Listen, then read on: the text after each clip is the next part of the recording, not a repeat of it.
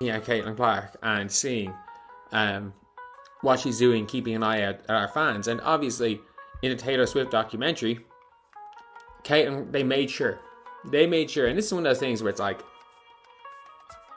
you just kind of know if they're being smart about things. So in the Taylor Swift documentary, she's playing in Indianapolis, and obviously, am I right in saying this was the was it one of the ones where it was like one day she was there in like the crowd, and the next day she was there was such a big deal made about it.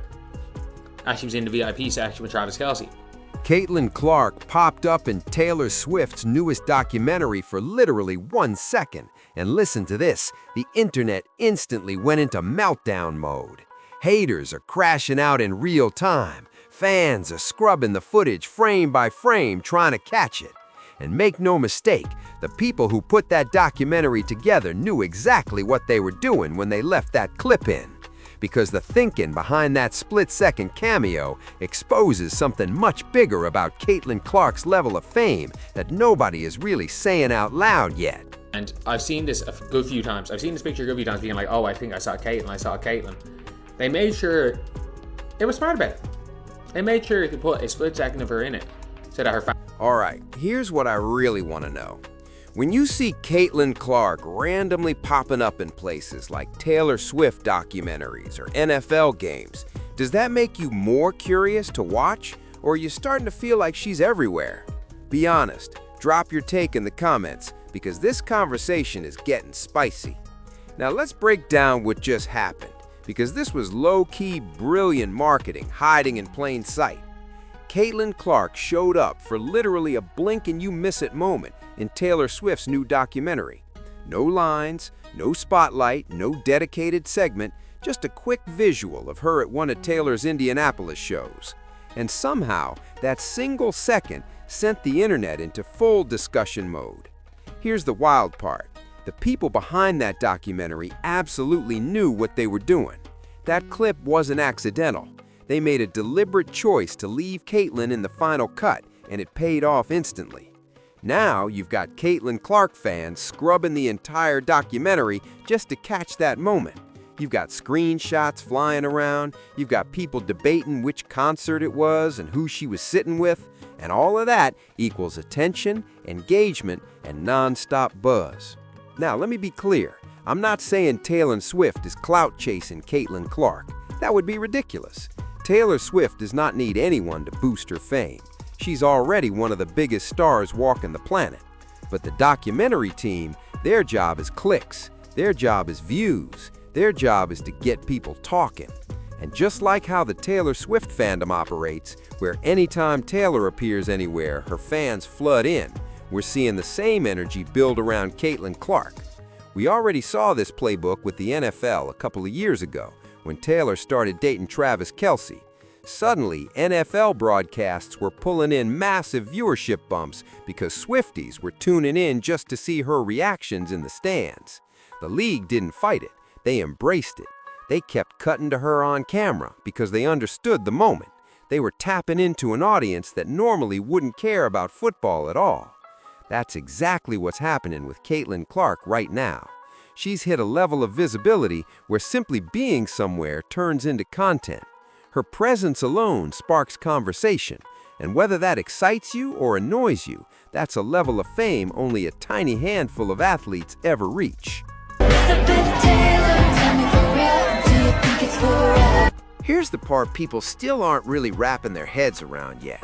Caitlin Clark actually spends more time not playing basketball than she does on the court. The WNBA season only runs about 4 months. The off-season stretches to roughly 8. So for nearly 2/3 of the year, Caitlin isn't playing professional basketball at all. She's not putting on an Indiana Fever jersey. She's living life, showing up at events, hitting concerts, and just hanging out like a regular 20-something. And the entire time, fans are scrambling, refreshing feeds, and hunting for any Caitlin Clark content they can get their hands on. Us here in Kansas City, Taylor Swift and Caitlin Clark, guard for the Indiana Fever. That's exactly why you're seeing people lose their minds over a 1-second documentary appearance. That's why folks freak out when she pops up at an NFL game or posts a random photo with friends. There's such a massive gap between basketball seasons that fans are genuinely starving for anything connected to her. And content creators, documentary teams, podcasters, they all understand this dynamic and they're leaning into it. And honestly, I don't even think it's shady. It's just smart business. When Sue Bird mentions Caitlin Clark on a podcast, those episodes pull significantly more views than ones without her name.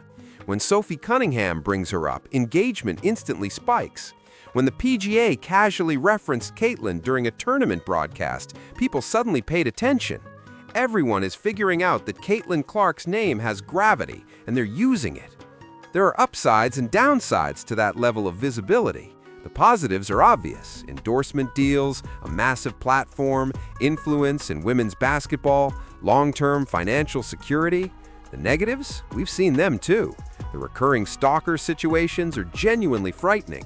The non-stop scrutiny, the inability to go anywhere without being recognized or recorded. That's the cost of this type of fame, and it isn't always pretty. But let's circle back to that Taylor Swift documentary moment, because it perfectly shows where Caitlin sits culturally right now. She's not just a basketball player anymore, she's a mainstream celebrity. She's someone casual sports fans recognize. She's someone people who don't even watch basketball still know by name. That's incredibly rare for a women's athlete in any sport. And here's where it gets even more interesting. We just saw another example of this play out on social media. Liz Kitley, former Virginia Tech star and Las Vegas Aces draft pick, posted a normal photo dump recently. Just everyday pictures with friends, including Monica McNutt, one of Caitlin's close friends. And then at the very end of the post, boom, a random picture with Caitlin Clark. Suddenly, that post is everywhere. People are sharing it, commenting on it, overanalyzing it. Oh my God, Caitlin Clark is hanging out with Liz Kitley. Yeah, because they're friends. They probably see each other regularly. But once Caitlin appears in the photo, it becomes a moment. That's where we're at now. And by the way, remember how people were hyping Liz Kitley as some kind of savior for the Aces last season? Folks were convinced she'd be dominant. I remember hearing she would have gone number 2 in the draft if not for the injury. And I was sitting there thinking, since when is Liz Kitley the best player in the world? She ended up averaging 1.3 points per game. She didn't even play a single game for the Aces. But because she's connected to Caitlin's circle, people pay attention. That's the ripple effect of Caitlin Clark's fame. Let's be honest about what's really happening here. There's a fascination with Caitlin Clark that goes far beyond basketball. And a big reason for that is how little actual basketball WNBA players play relative to the year. And no, I'm not counting unrivaled as real basketball. That's gimmick ball. It vaguely resembles basketball, but it's not the same thing. Project P hasn't started yet, so outside of the 4-month WNBA season, there's a ton of downtime. And if fans are going to stay engaged during those 8 months, it can't just be about games. There have to be storylines. There has to be personality. There has to be off-court content. And Caitlin Clark provides all of that naturally, without even trying. Think about it. In men's sports, basketball runs year-round. NBA, college, international play, summer league, training camp, everything. In women's basketball, you've got the WNBA season and then nothing. Sure, some players go overseas, but most fans aren't watching those leagues. So what do fans focus on during those 8 months? Who players are hanging out with, what concerts they attend, what they post, who they're dating, what documentary they appear in for 1 second. All of that becomes content because there's no basketball to consume.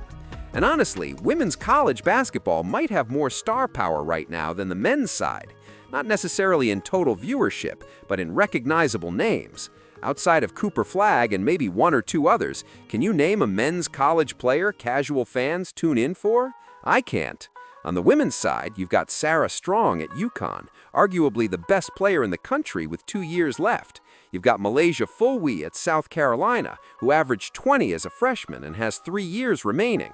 These players aren't one and done. They stick around. They build fan bases. They create long-term storylines. That's a massive advantage people don't talk about enough. But back to Caitlin and the documentary. What this really shows is that she's transcended basketball. Very few athletes ever reach that level. People follow her not just for performance, but for who she is, as a personality, as a celebrity, as a cultural figure. And the documentary team understood that. They knew that 1 second of Caitlin Clark would spark conversation, would drive views, would activate her fan base. That wasn't accidental, that was strategy, and it worked. The same thing happens with podcasts. Mention Caitlin Clark in the title and the episode performs better. Talk about her for 5 minutes and engagement jumps. That's not malicious, that's reality. Her name carries weight, her presence creates interest, and in content creation, that's gold. Look at the PGA example. They mentioned Caitlin during a broadcast, and suddenly basketball fans were watching golf. That's crossover appeal. That's mainstream reach. That's what sponsors dream of. Now, yes, there are real downsides. The stalker situations are serious and scary. This isn't something to joke about. She needs real security, because when you reach this level, even a small risk has to be treated as a serious threat. That's the unfortunate side of fame. But from a cultural and business perspective, what Caitlin has done is remarkable. She's turned women's basketball into appointment viewing. She's brought money, sponsors, and attention to the WNBA. She's elevated teammates and opponents just by sharing the court with them. And now, a 1-second documentary appearance becomes news. That's not normal athlete fame. That's superstar celebrity. Love her or be tired of hearing about her, you can't deny the impact. The Taylor Swift documentary cameo is just the latest proof. She doesn't have to do anything extraordinary anymore. She just has to exist. And that becomes content. That becomes conversation. That becomes clicks. And honestly, this is probably only the beginning. As she wins more games, hopefully brings championships to Indiana, this attention will only grow. Off-court content will become even more valuable. Random appearances will spark even more buzz. For better or worse, Caitlin Clark is now operating on a level very few athletes ever reach. She's a mainstream celebrity who plays basketball, not the other way around. So when you see Caitlin pop up for 1 second and the internet explodes, understand what you're actually seeing.